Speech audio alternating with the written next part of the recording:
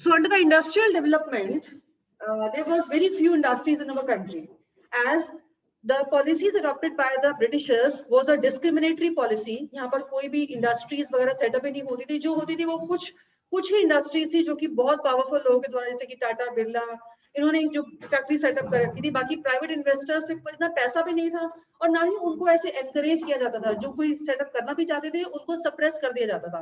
और वैसे भी लोगों के पास में इतना पैसा नहीं था प्राइवेट इन्वेस्टर्स के पास में कि वो फैक्ट्रीज को सेटअप कर सके। ज्यादातर लोग इसमें लगे रहते थे, एग्रीकल्चर में लगे रहते थे, उनका कोई रुझान नहीं था इंडस्ट्रीज की तरफ। लेकिन एक देश को स्ट्रॉन्ग इंडस्ट्रियल बेस देने के लिए और साथ ही में रोजगार पैदा करने के लिए, जो हमारा पहला ऑब्जेक्टिव हमने सबसे पहले रखा हुआ था GDP, that is the growth of the goods and services, वो गुड्स एंड सर्विसेज का ग्रोथ कैसे होगा? इंडस्ट्रीज को सेटअप करके होगा। और वैसे भी अगर किसी देश को आगे लेकर के जाना है, किसी देश की तरक्की पर चलना है, तो सबसे जरूरी है कि वहां पर स्ट्रॉन्ग इंडस्ट्रियल बेस हो। इंडस्ट्रियल बेस यानी कि वहां पर इंडस्ट्रीज सेटअप हो, क्योंकि इंडस्ट्रीज एक ऐसा जरिया है जिससे कि बहुत सारे लोगों को रोजगार मिलता है और साथ ही में अपने देश में गुड्स और सर्विसेज प्रोड्यूस होते हैं, देश का जीडीपी भी जो है बढ़ता है। आज के समय पर जो यहाँ पर एफडीआई होता है, उसका मेन प्रोसेस जीडीपी को बढ़ाना है, क्योंकि उसमें यह है कि सिर्फ सामान यहाँ पर इंपोर्ट नहीं होता है, यहाँ पर फैक्ट्री सेटअप होती है एफडीआई के थ्रू। यहाँ पर जो है कोई विदेशी कंपनी अपनी फैक्ट्री सेटअप करती है, जिससे कि देश में गुड्स और सर्विसेज का प्रोडक्शन बढ़ता है, रॉ मटेरियल यहीं का यूज होता है, यहीं की लेबर यूज होती है गुड्स और सर्विसेज प्रोड्यूस करने के लिए, तो इतना ज्यादा इनकम जनरेट होता है। अब मान लीजिए कि उस जो फैक्ट्री सेटअप हुई है उसमें जो है कॉटन की जरूरत है। अब कॉटन कहाँ प्रोड्यूस हो रहा है? हमारे यहाँ प्रोड्यूस हो रहा है। उसका कपड़ा बन रहा है हमारे यहाँ। सिर्फ वो कपड़ा लेकर के उसके जो फिनिश प्रोडक्ट्स बना रहे हैं उसके लिए भी यहीं के लोग यूज हो रहे, अपना यहाँ पर इनको रोजगार मिल रहा है।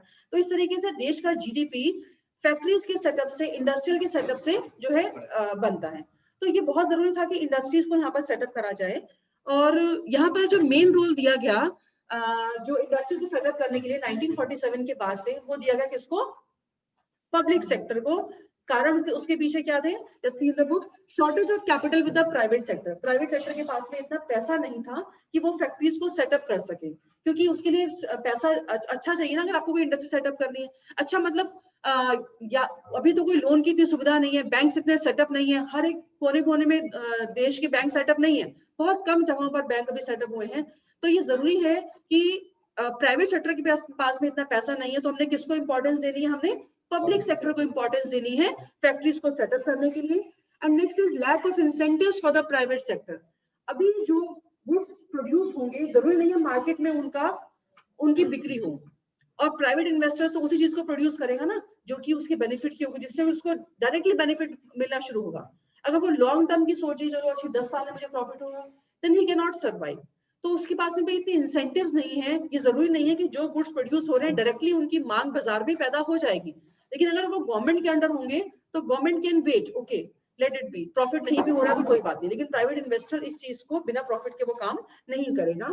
And objective of the social welfare, अगर प्राइवेट सेक्टर को ज्यादा इंपॉर्टेंस दी जाती है तो लोगों को रोजगार नहीं मिलेगा, क्योंकि सरकार तो इस तरीके से रोजगार देगी, ऐसी टेक्निक्स को यूज करेगी जो कि मोस्टली कैसी होंगी? लेबर इंटेंसिव टेक्निक्स होगी, क्योंकि भी लोग इतने पढ़े लिखे नहीं है कि हमें यहाँ पे हाईली स्किल्ड प्रोफेशनल्स, एमबीएज और इंजीनियर्स हमें डायरेक्टली यहाँ पर मिल जाएंगे। उसके लिए हमें क्या करना पड़ेगा?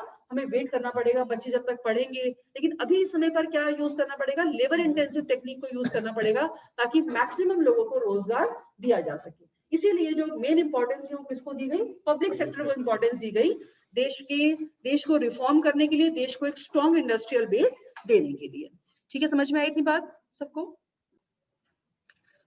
So in this IPR 1956, there was a classification. 3 types of classification were there. Means the industries were divided into 3 types of industries. All the industries were categorized as: first is Schedule A, second is Schedule B, and third is Schedule C. So the industries were categorized as Schedule A, Schedule B, and Schedule C. Under Schedule A, there were 17 industries that were reserved exclusively only for the government. जो ये industries थे, इसमें कोई भी private sector अपना investment नहीं कर सकता था। ये वो इंडस्ट्रीज थी जैसे कि जो कि हैवी एंड बेसिक इंडस्ट्रीज, जैसे कि arms and ammunitions, atomic energy, heavy and core industries, aircraft, oil, railway, shipping, ये सभी के सभी इंडस्ट्रीज, यानी कि जो भी सामान प्रोड्यूस होगा, रेलवे कोचेस प्रोड्यूस होंगे, रेलवे की ओनरशिप होगी, पेट्रोल यहाँ पे इंपोर्ट किया जाएगा, या फिर शिपिंग का काम होगा, विदेशों से सामान इंपोर्ट एक्सपोर्ट करना है, या शिप्स जो बनाए जाएंगे, या फिर ये एटॉमिक एनर्जी है, आयरन एंड स्टील इंडस्ट्रीज हैं, और आर्म्स एंड एम्यूनिशन है, डिफेंस है, ये सब कुछ किसके अंडर रहेगा? सरकार के अंडर। कोई भी प्राइवेट सेक्टर इसमें अपनी ओनरशिप नहीं कर सकता है, फैक्ट्री से सेटअप ही नहीं कर सकता है। जैसे कि आज के समय पर भी कोई भी इंडिविजुअल, भले ही वो कितना पैसे वाला हो, वो रेलवेज को नहीं चला सकता है ना, क्योंकि रेलवेज बहुत प्रॉफिटेबल, वैसे भी एक सोशल वेलफेयर की चीज है, तो कोई रेलवेज को सेटअप नहीं कर सकता। अब जाकर के इस साल या लास्ट ईयर शायद रेलवे से कुछ सेक्टर्स को प्राइवेटाइज किया गया है, लेकिन अभी तक कोई भी रेलवेज को सेटअप नहीं कर सकता था। ऐसे ही उस समय पर 17 इंडस्ट्रीज ऐसी थी जिसमें कि प्राइवेट सेक्टर की ओनरशिप हो ही नहीं सकती थी। सेकेंड आता है शेड्यूल बी, जिसके अंदर 12 इंडस्ट्रीज रिजर्व थी। ये भी गवर्नमेंट के लिए है। प्राइवेट सेक्टर की यहाँ पर सिर्फ एक पार्टनरशिप हो सकती है, वो भी 50% से बिलो। ठीक है, 12 इंडस्ट्रीज यहाँ पर रिजर्व है, जिसमें कि प्राइवेट सेक्टर अपना इंडिविजुअली नहीं आ सकता है। अगर वो आएगा तो गवर्नमेंट के साथ में पार्टनरशिप कर सकता है 50% से बिलो। तो ये थी हमारी शेड्यूल बी इंडस्ट्री, जिसमें जो इंडस्ट्रीज थी वो थी aluminium, other mining industry, machine tools, fertilizers. ये जो है बहुत हैवी बेसिक इंडस्ट्रीज से कुछ कम इंडस्ट्रीज थी, और यहाँ पर भी प्राइवेट सेक्टर अपनी ओनरशिप नहीं कर सकता है। Last one is schedule C. इसके अंदर प्राइवेट सेक्टर अपनी फैक्ट्रीज को सेटअप कर सकता है, गवर्नमेंट भी होगा, प्राइवेट भी होगी, लेकिन जो प्राइवेट सेक्टर अपनी फैक्ट्री सेटअप करेगा उसके लिए पहले उसको क्या करना पड़ेगा? लाइसेंस लेना पड़ेगा, गवर्नमेंट की परमिशन लेनी पड़ेगी हर काम के लिए। Setting of the industries, diversification of the industries and expansion of the industries. तो यहाँ से प्रोसीजर शुरू होता है इंडस्ट्रियल लाइसेंसिंग का, शेड्यूल सी। समझ में आई मेरी बात? ठीक। So the three categories were there for the industrial development, schedule A, schedule B and schedule C. तो शेड्यूल सी के साथ में आता है हमारे पास में इंडस्ट्रियल लाइसेंसिंग। तो जो प्राइवेट सेक्टर इंडस्ट्रीज, गवर्नमेंट नहीं, जो private sector industries schedule C में अपनी इंडस्ट्रीज को सेटअप करेंगी, उनको लाइसेंस लेना कंपलसरी है। किन चीजों के लिए लाइसेंस लेना है? First one is for setting up of the industries,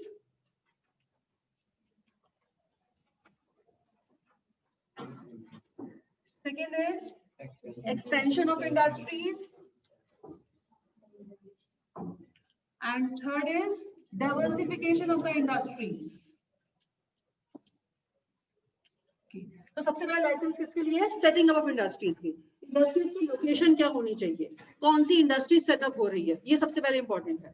तो यानी कि अगर जो इंडस्ट्री सेटअप हो रही है, अगर वो बैकवर्ड एरिया में सेटअप होगी तो आपको ज्यादा इंसेंटिव्स मिलेंगे और लाइसेंस भी इजीली मिल जाएगा ना। और साथ ही में आप उसमें आप टेक्निक कैसे यूज कर रहे हैं, लेबर इंटेंसिव यूज कर रहे हैं या कैपिटल इंटेंसिव टेक्निक यूज कर रहे हैं, दैट इज आल्सो इम्पोर्टेंट। दूसरी चीज है एक्सपेंशन। एक्सपेंशन मतलब अगर आप उसमें इन्वेस्टमेंट बढ़ाना चाह रहे हैं, अभी आपने फैक्ट्री स्टार्ट करी मान लीजिए 5 लाख रुपए से, आज के समय पे नहीं, उसमें 5 लाख बहुत होते थे।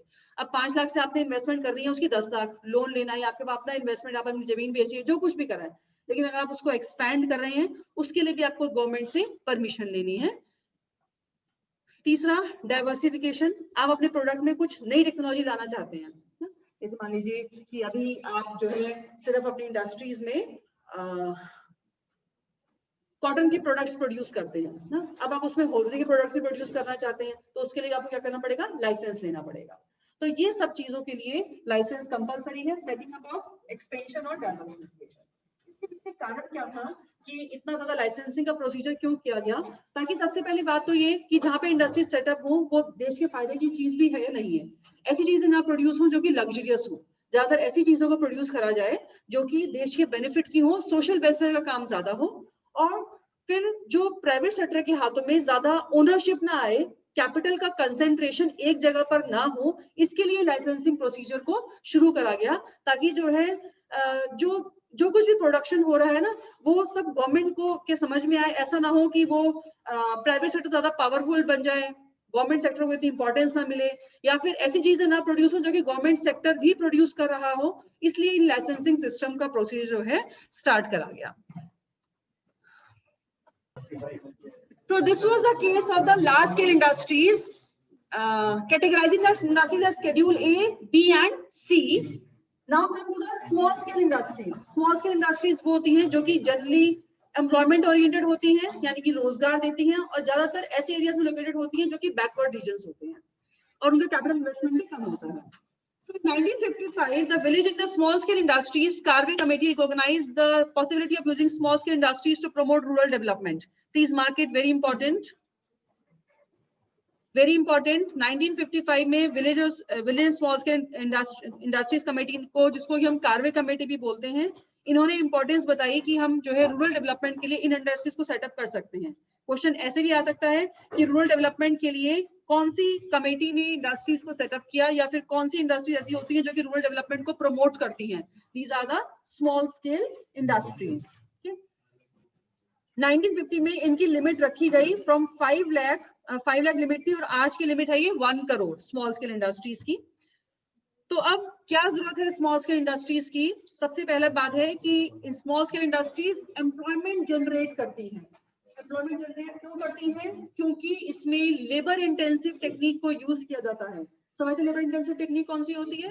इसमें मशीन्स कम यूज होती है और लेबर ज्यादा यूज होती है, ताकि जो गरीब लोग हैं, लेस स्किल्ड लोग हैं, अगर उनके पास रोजगार नहीं होगा तो वो लोग क्या करेंगे? टेररिज्म में जाएंगे या फिर एग्रीकल्चर में ही डिपेंडेंट रहेंगे। तो उनको एग्रीकल्चर से मूव करके, कि पॉपुलेशन बहुत ज्यादा है, उसको कैसे सबको ऑक्यूपाई करा जाए, उसके लिए लेबर इंटेंसिव टेक्निक को यूज करा जाए। तो ये एम्प्लॉयमेंट ओरिएंटेड होती है, और साथ ही में ये जो है बैकवर्ड रीजन्स में सेटअप करी जाएंगी, ताकि लोग जो है माइग्रेट होकर के शहरों में ना आए, जो जहां पर रह रहा है उसको वही रोजगार मिले। और जो प्राइवेट सेक्टर इंडस्ट्रीज भी इनको सेटअप करेंगी स्मॉल स्केल इंडस्ट्रीज को लेबर इंटेंसिव टेक्निक के साथ में, उनको हो सकता है इलेक्ट्रिसिटी कम रेट पर मिले, रॉ मटेरियल कम रेट पर मिले, ट्रांसपोर्टेशन में सुविधा मिले, टैक्सेस में हॉलीडे मिले, ये सब सुविधाएं भी सरकार ने दी। और दूसरी चीज है need for protection from the big firms. ये जरूरी है कि इनको जो बड़ी इंडस्ट्रीज, जो लार्ज स्केल इंडस्ट्रीज है, इनसे प्रोटेक्शन दी जाए। How the protection will be given? The goods that are being produced by the small scale industries by using the labor intensive technique, that goods will not be produced by the large scale industries. क्योंकि ये industries कौन सी technique use करेंगी? Capital intensive. तो अगर ये वाला सामान ये प्रोड्यूस कर देंगे तो इनका सामान कौन खरीदेगा? कोई नहीं खरीदेगा। ठीक है, तो इनको जो है प्रोटेक्शन दी गई स्मॉल स्केल इंडस्ट्रीज को। Why the protection was given? Because so that these industries can also flourish. So this was the case of the small scale industries that we have read about, the IPR and also the small scale industries. So after studying about the agriculture, industrial, we come to the third part for the economy, that is the foreign trade, यानी कि विदेशों से आपका business कैसा रहेगा। okay? इसके लिए भी सरकार ने कुछ पॉलिसीज को स्टार्ट किया गया। तो जो ट्रेड पॉलिसी थी उसमें दो तरीके का काम करा गया। सबसे पहला उसका काम करा गया इंपोर्ट सब्स्टिट्यूशन, जिसका कि एक नाम और भी है inward looking trade policy.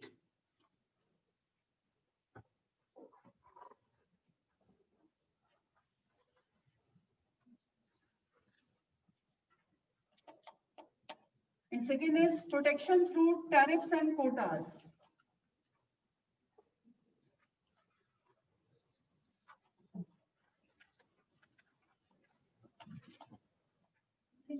So first of all, this is import substitution. Import substitution means कि जो चीजें, जो गुड्स इंडिया में प्रोड्यूस हो सकते हैं, जो यहाँ की इंडस्ट्रीज प्रोड्यूस करती हैं, वो गुड्स किसी भी हाल में विदेशों से इंपोर्ट नहीं करे जाएंगे।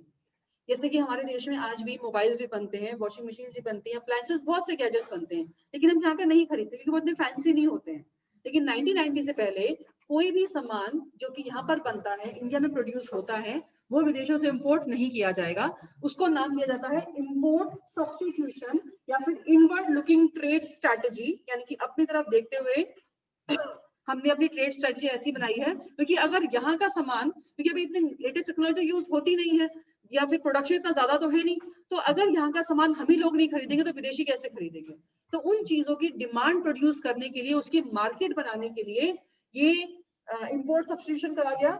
और ये इंपोर्ट सब्स्टिट्यूशन कैसे लागू करा जाएगा? Protection through tariffs and quotas. Tariffs मतलब कि टैक्सेस और कोटास मतलब कि लिमिट्स, यानी कि अगर कोई सामान वहां से इंपोर्ट होता है, विदेशों से इंपोर्ट होता है, जो सामान यहाँ पर प्रोड्यूस होता है ऑलरेडी, तो उसके ऊपर हैवी टैक्सेस लगाए जाएंगे। और उससे क्या होगा कि जो आम आदमी है वो उसके अप्रोच में नहीं आ पाएगा। Those who are the rich person they can purchase easily, वो तो हैवी टैक्सेस पर भी खरीद लेंगे, लेकिन आम आदमी उस सामान को नहीं खरीद सकता।